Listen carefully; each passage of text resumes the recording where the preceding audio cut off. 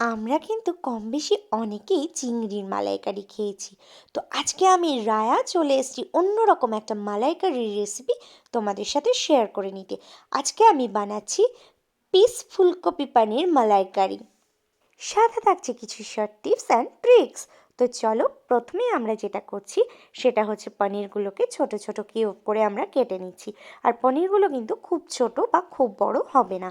দেখতেই পাচ্ছ আমি কীরকমভাবে পিস করছি, এরকমভাবেই পিস রাখার চেষ্টা করবে। আর মশলার জন্য আমি এখানে 2 ইঞ্চি পরিমাণ আদা, 5 থেকে 7টা কাঁচা লঙ্কা, 5 থেকে 7টা কিশমিশ, 4 মগজ, সাদা আর কালো সর্ষে মেশানো 1 চামচ, আর পোস্ত নিয়ে নিয়েছি 1.5 চামচ মতো। আর এখানে রয়েছে ফুলকপি টুকরো করে কাটা, আলু আগে থেকে ভাপিয়ে নেওয়া, নারকেল আগে থেকে কুচি করে কেটে রাখা, মশলা বাটাটা যেটা দেখালাম, আর এখানে রয়েছে পনির কিউব করে কাটা। আর পনিরের পিসগুলো দেখেই বুঝতে পারছো কতটা থিকনেস হবে।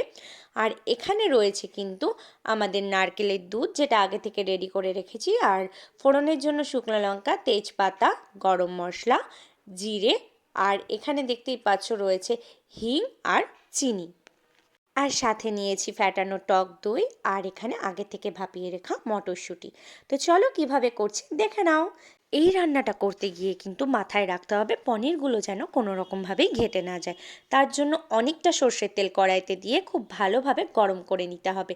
আর এইদিকে টক দইটাও আমরা ফেটিয়ে নিলাম। তো এই যে সর্ষের তেলটা কিন্তু খুব ভালোভাবে গরম হয়ে যাওয়ার পরে একটু লবণ দিয়ে দিলাম, এতে কিন্তু পনিরের লেগে যাওয়ার চান্সটা খুবই কম থাকে। এরপরে আমরা পনিরগুলোকে খুব ভালোভাবে ডিপ ফ্রাই করে নেব তেলের মধ্যে, যাতে একটুও কাঁচা না থাকে। এই রান্নাটা কিন্তু পনির যদি কাঁচা থাকে একদমই ভালো লাগবে না। তো পনিরটাকে আমরা প্রথমে দিয়ে একটু হালকা হাতে নাড়াচাড়া করে নিলাম, যাতে নিচের দিকে কোনোভাবেই লেগে না যায়। আর দেখতেই পাচ্ছ এখানে পনিরটাতে কিন্তু গোল্ডেন একটা ব্রাউন কালার চলে এসেছে। তো এরপরে এটাকে খুব ভালোভাবে আমরা ভেজে নিচ্ছি। আর এই যে দেখো, মিনিট পাঁচেকের মধ্যে কিন্তু খুব সুন্দরভাবে আমাদের পনিরটা ফ্রাইও হয়ে গেছে। আর এই তেলের মধ্যে এরপরে আমরা যেটা করছি, ফুলকপিগুলোকেও একইভাবে ভালোভাবে আমরা ভেজে নেব। কারণ প্রত্যেকটা জিনিস যদি ইন্ডিভিজুয়ালি আমরা না ভাজি, তাহলে কিন্তু এই রান্নার যে টেস্টটা সেটা একদমই আসবে না। আগে থেকে লবণ দেওয়া ছিল বলে লবণ আমরা দিচ্ছি না, সামান্য হলুদ আমরা অ্যাড করে দিলাম। আর তোমরা কিন্তু লবণটা যে যার স্বাদ অনুসার দেবে। এদিকে আমরা পনিরটাতে ঠান্ডা জল দিয়ে এর মধ্যে একটু টক দই আর বেটে রাখা মশলা খানিকটা দিয়ে খুব ভালোভাবে মিশিয়ে এটাকে আমরা প্রায় 10 থেকে 15 মিনিটের জন্য ডিপ ফ্রিজে ঠান্ডা হতে দেব। কারণ তাহলে পনিরের না যে একটা ইলাস্টিসিটি ব্যাপারটা সেটা খুব সুন্দর আসে, যেটা খেতে কিন্তু অসাধারণ লাগবে এই রান্নাটায়। আর এইদিকে দেখো, আমাদের কিন্তু ফুলকপিগুলো একদম প্রপারলি কুক হয়ে গেছে। এরপরে আমরা ফুলকপিগুলোকে তুলে নেব। আর ওই একই তেলে এবার আমরা ফ্রাই করে নেব আগের থেকে ভাপিয়ে রাখা আলুটাকে। যেহেতু এখন অনেকেরই সুগারের সমস্যা, তো সেই জন্য আমি আলুটাকে একটু ভাপিয়ে নিয়েছি। তোমরা চাইলে এটা না ভাপিয়েও নিতে পারো। এরপর আমি এটার মধ্যে দিয়ে দিলাম খানিকটা লবণ আর খানিকটা হলুদ। এরপরে আমরা ওয়েট করব ততক্ষণ যতক্ষণ না আলুটা ভাজা হচ্ছে। আর তোমরা দেখেই বুঝতে পারছো আমাদের আলুটাও কিন্তু একদম প্রপারলি কুক হওয়ার ডান হয়ে গেছে। এরপর আমরা ওই একই তেলে সমস্ত যে ফোড়নের মশলাগুলো রেখেছিলাম সেটাকে দিয়ে দিলাম। আর এখানে আমরা ওয়েট করব চিনিটাকে ক্যারামেলাইজড হওয়া পর্যন্ত। আর এই যে চিনি ক্যারামেলাইজড হয়ে গেছে, এরপরে একটু জল মিশিয়ে দিলাম, যাতে মশলা দিলে মশলাটা পুড়ে না যায়। আর এই যে এরপরে মশলাটাও কিন্তু আমরা অ্যাড করে দিয়েছি। আর অবশ্যই মাথায় রাখবে এই সময় যেন গ্যাসের ফ্লেমটা একদম স্লো হিটে থাকে। এরপরে আমি খানিকটা লবণ হলুদও অ্যাড করে দিলাম মশলাটার মধ্যে। আর দিয়ে দিলাম খানিকটা কাশ্মীরি লঙ্কার গুঁড়ো, যেটা কিন্তু এই রান্নাটায় না দিলে একেবারে ইনকমপ্লিট থেকে যায়। তো দেখতেই পাচ্ছ আমাদের কিন্তু মশলাটা দিয়ে কতটা তেলও বেরিয়ে এসছে। এরপরে আমরা আগে থেকে কুচিয়ে রাখা নারকেল আর মটরশুঁটিটাকেও কিন্তু দিয়ে দিলাম।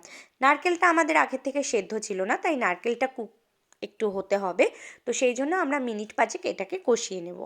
এরপরে আমরা যখন দেখব এরকম তেল ছেড়ে গেছে মশলা থেকে, তখন আমরা আগে থেকে করে রাখা নারকেলের দুধটাকে কিন্তু অ্যাড করে দিচ্ছি। যেহেতু মালাইকারি, তো সেহেতু একটু নারকেলের দুধ মিষ্টি মিষ্টি এই ব্যাপারটা না হলে কি আর জমে। আর দেখো, এখানে কিন্তু আমরা 15 মিনিটের জন্য যে পনিরটাকে রেখেছিলাম সেটাও একদম ঠিকঠাক হয়ে গেছে। এরপরে আমরা আলু, পনির আর ফুলকপি একসাথে মিশিয়ে নিয়ে সেটাকে এই মশলার মধ্যে দিয়ে খুব ভালোভাবে কষিয়ে নেব 10 থেকে 15 মিনিট। আর অবশ্যই কিন্তু এই সময়টা মাথায় রাখতে হবে আমাদের গ্যাসের ফ্লেম যেন একদম স্লো ফ্লেমে থাকে। যদি হাই হিটে থাকে আমাদের গ্যাস, তাহলে কিন্তু রান্নাটা পুড়ে যাওয়ার চান্স থাকবে অনেক বেশি। আর এটা পুড়ে গেলে না একদমই ভালো লাগবে না। তোমরা যতদূর পারবে মশলাটাকে একদম ধিমে আঁচে কষাবে, তাতে কিন্তু এই রান্নার স্বাদটা অনেক গুণে বেড়ে যাবে। আর দেখতেই পাচ্ছ কতটা তেল ছেড়ে গেছে, আর দেখতেই পাচ্ছ এটা কিন্তু অনেকটা ড্রাইও হয়ে এসছে, তার মানে আমাদের কষানো কিন্তু একদমই ডান। আর এই যে পনির ভেজানো জলটা আমি এবার অ্যাড করে দিচ্ছি, সাথে দিয়ে দিচ্ছি আরও খানিকটা জল, কারণ আরেকটু জল লাগবে। নারকেলগুলো যেহেতু সেদ্ধ করা নেই, তো সেই জন্য আমি আরও খানিকটা জল কিন্তু এর সঙ্গে অ্যাড করে দিচ্ছি। এরপরে আমরা মিনিট 10 জন্য এটাকে একটু ফুটতে দেব। এটা ফোটানোটা কিন্তু পুরোটাই হাই ফ্লেমে হবে। দেখতেই পাচ্ছ কত সুন্দরভাবে ফুটে গেছে আমাদের ঝোলটা। এরপরে আমরা আগের থেকে ফেটিয়ে রাখা টক দই আর কাঁচা লঙ্কাটাকে এর সঙ্গে মিশিয়ে দিলাম।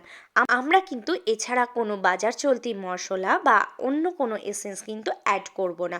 এইটার যে একটা সুন্দর স্মেল আসবে সেটা কিন্তু পুরোটাই টক দই আর কাঁচা লঙ্কা স্মেল আসবে। দেখতেই পাচ্ছ ঝোলের কনসিস্টেন্সিটা যখন এইরকম মাত্রায় যাবে, তখন কিন্তু আমরা উপর থেকে একটু গরম মশলা গুঁড়ো ছড়িয়ে এটাকে একদম 2 মিনিটের জন্য একটু ফুটতে দিয়ে অফ করে দেব। আর ঠিক স্ট্যান্ডিং টাইম দেব আমরা 5 থেকে 7 মিনিট। তো দেখেই বুঝতে পারছো যে আমাদের কিন্তু আজকের রেসিপি একদম রেডি হয়ে গেছে। তোমরা কিন্তু অবশ্যই বাড়িতে বানিয়ে এটা ট্রাই করো আর আমাকে কমেন্টস করে জানিও কতটা ভালো লাগলো।